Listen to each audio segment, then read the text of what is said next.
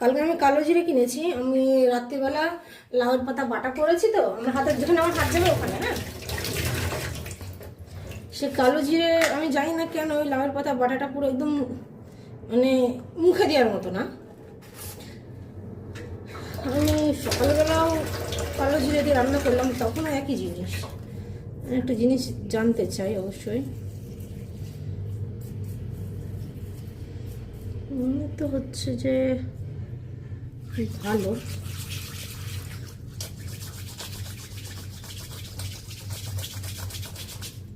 এ বাবা, এটা কালো জিরে না কাদা জিরে?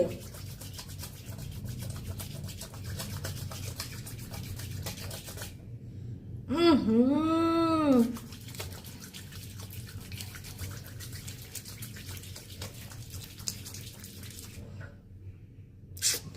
পুরো কাদা কিচকিচ করছে তো।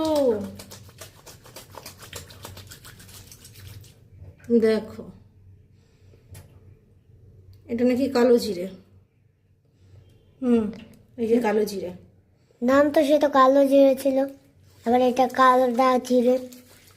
যারা কালো জিরে খাচ্ছেন তাদেরকে আমার একটাই কথা, যে কালো জিরে এনে বাড়িতে প্রথম ভালো করে এইভাবে দেখে নিন। যদি এরকম হয় তাহলে গিয়ে রিটার্ন দিয়ে আসেন। আমি অবশ্য অল্প এনেছি, এই যে দেখতে পাচ্ছ।